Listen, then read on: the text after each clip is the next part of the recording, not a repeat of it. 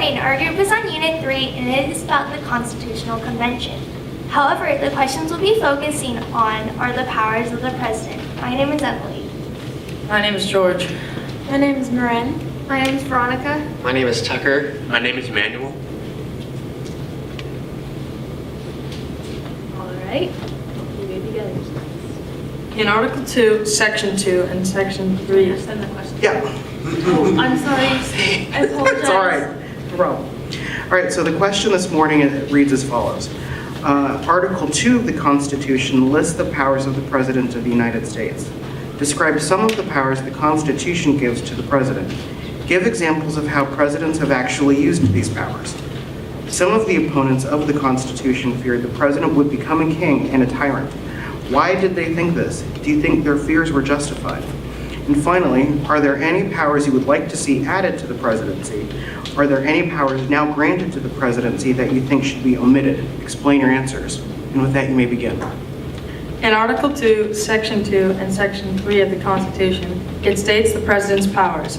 It includes being the Commander-in-Chief of Armed Forces, making treaties, and appointing departments' heads with consent of the Senate, making executive orders, giving pardons to federal offenses, vetoing bills, delivering the State of Union address to both houses of Congress, and making a meeting with Congress. Executive orders are the President's regulations that are enforced by the federal government. But if the Supreme Court finds it unconstitutional, it's declared null and void. John Adams created the Naturalization Act, Alien Enemy Act, and the Sedition Act, using an executive order. And Franklin D. Roosevelt tried to stack the Supreme Court after they wouldn't pass his bills regarding the Great Depression and went to court in the Franklin Roosevelt versus Supreme Court case. These are two of the many examples of bad uses of executive orders. Some good things presidents have done include John F. Kennedy, ending the Housing Discrimination Act in 1962. And recently, President Obama has made several executive orders regarding women's and girls' rights. The opponents of the Constitution are right since they thought the President will become a monarch since he or she can declare war without any trouble in making executive orders to get what they want as long as the Supreme Court doesn't find it unconstitutional. Even though Obama has made some executive orders to do good things, the U.S. might fall in the hands of a president that craves power over liberty. Three powers in the executive branch include setting the agenda of the budget, providing presidential pardons, and commanding the armed forces. Normally, Congress approves appointees, manages the budget, and votes to go to war. However, there are instances when the president misuses his power. There are several examples where the power of the presidential pardon has been misused when political cronies are excused from justice meted out by the judicial branch. Another misuse of power is the ability to redefine war debt not reportable in the budget. The appointment of federal officials and judges when Congress is not in session is another misuse of power called a recess appointment. For almost the entire time the United States has had a president, they have been stretching and expanding their Constitution-given powers. There was once a time when the legislature had the most power, but presidents have been pushing it to the point of them being the most powerful in government, and some even looking like kings. It all started with Lincoln when he declared civil war without the legislature's consent, and it has continued with many presidents. Recently, President Obama declared an executive order to close Guantanamo Bay. It has been 4.5 years and nothing has happened. John Locke wrote that all men are liable to error, and most men are, in many points, but passion or interest under temptation to it, including the president who might forget about the common good. Because of this, we'll share our opinions on the matter if the president has too much power. In my opinion, the President has enough power, so why should he have more? Also, I agree with the opponents of the Constitution who think the President will become a tyrant when they can declare war that violates the Constitution. I determined that the executive branch doesn't have enough power. Like when the President ordered to shut down Guantanamo Bay, it passed but hasn't happened yet. So the President's executive order must be followed unless 2/3 of the state or House disapprove. I'm convinced that the president has too much and too little power. He has too much power in the say if we go to war because he acts as the commander-in-chief of the United States Armed Forces. But he has too little power when it comes to carrying out orders such as the closing of Guantanamo Bay. Most people agreed that the president should have less power. We think as citizens we should be informed on the Constitution, making it harder for the government to be corrupt.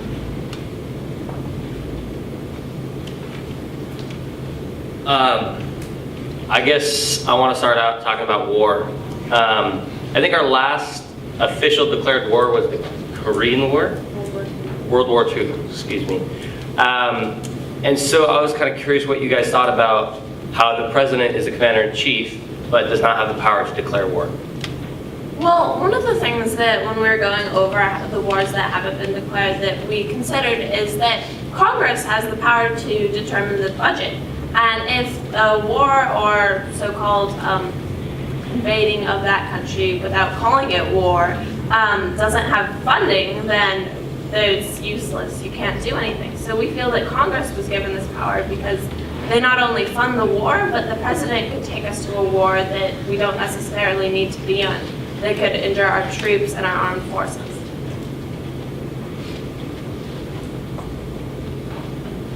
Okay. Oh, thank you. Okay, so I was wondering about checks on the president and how you see the different branches interacting to check the president. And if you have examples of that, that'd be awesome.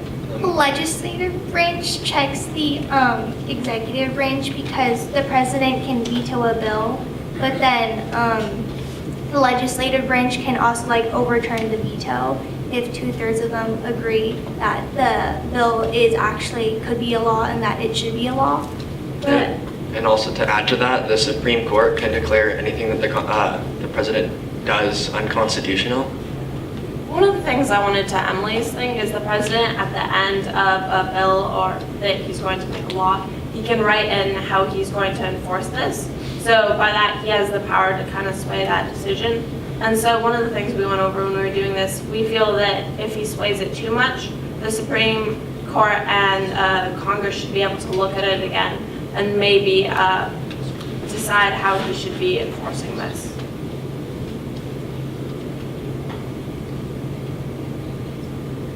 All right, I'll go ahead.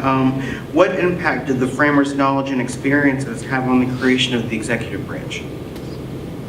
Well, the framers, when they first started creating it, what they were thinking of exactly what they didn't want instead of like how their old government was before they lived there.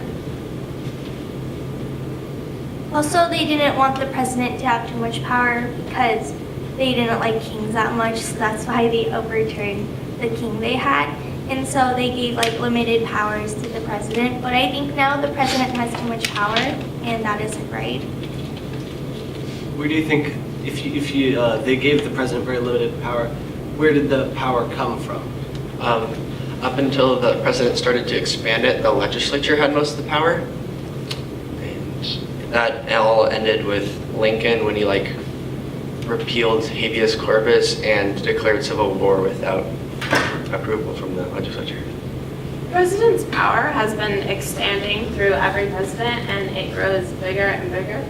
And through this, they've gotten more powers, and they've been using their executive orders to accomplish things they couldn't do before. And so if the citizens and the judicial branch and Congress don't rein the president in at some point by adding in their consent, the president's power could grow into a monarchy.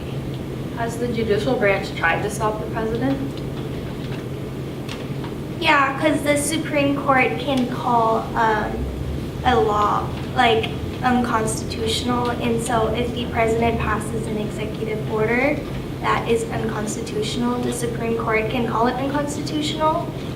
And an example is in the steel thing. In the Truman steel case in Youngstown Sheets versus Tube Company versus Sawyer, that steel case, all the steel mills were shut down because of the Korean War.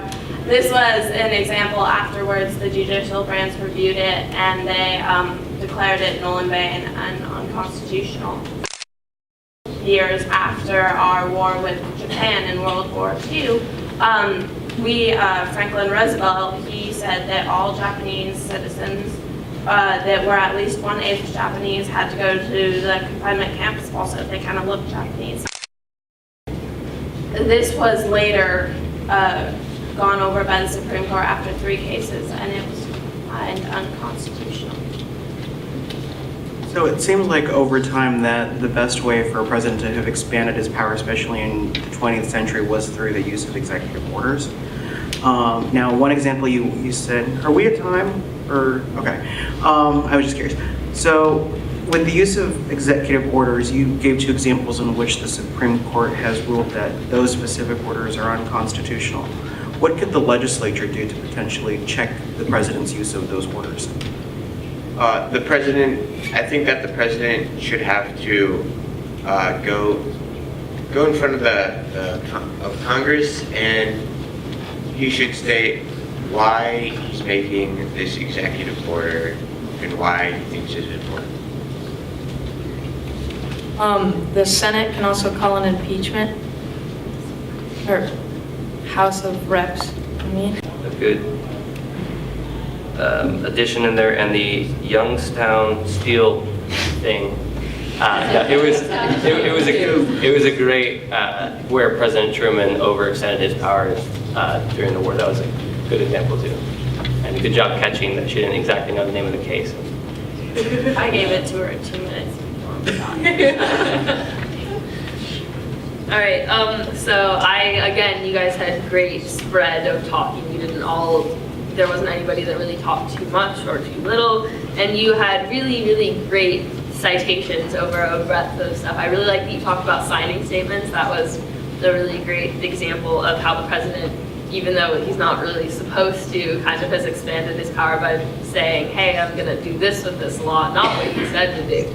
And then, great, although the name, might want to work on that a little bit. And then impeachment also, I like that you guys brought that up, and that that is a check on the president that hasn't been used very much, but still is a kind of a looming thing for the president to think about if he does something wrong. So thank you very much. I thought you did a very good job talking about the checks and balances between the different branches. One that I really liked that you touched on a little but didn't go super in depth in was the power of the purse, right? The idea that the legislature can take away funding from the president. And I thought that's a very important one. But yeah, a little bit. Yeah. Not saying they didn't talk about it. Okay, so I have a couple of thoughts here. So I'll just get it out. So the discussion that I was bringing around earlier regarding the executive orders, I like the fact that you knew some specifics, especially around the Japanese internment issue, which was Executive Order 9066, and then the following issue regarding the Youngstown Sheet and Tube Company v. Sawyer. Admittedly, I understand that you got it like 2 minutes before that particular case, but the fact that even if one person stumbles, it happens in competition, but the fact that you're able to just stop, recover, collect your thought, and then move on, at the end of the day, we only want to know what you hear and how you understand.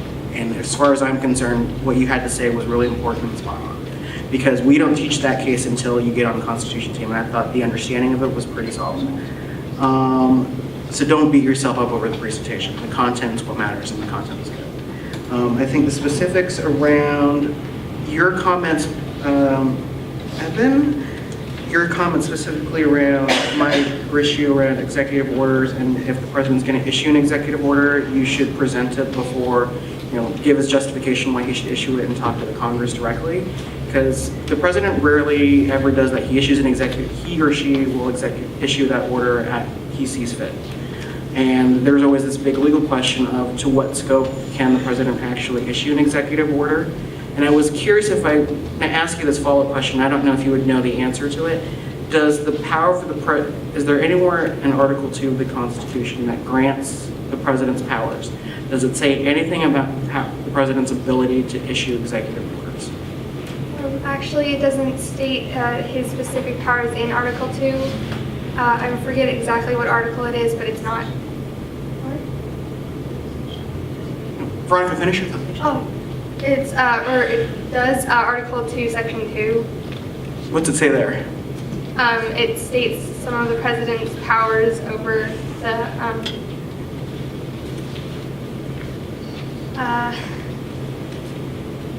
It's okay. The reason I was curious because I was going to throw that follow-up question. I was holding back because I was hoping I wasn't going to stump you, but I think you guys know the answer. George has the answer. Oh, George, what's your answer? Sorry to put you on the spot.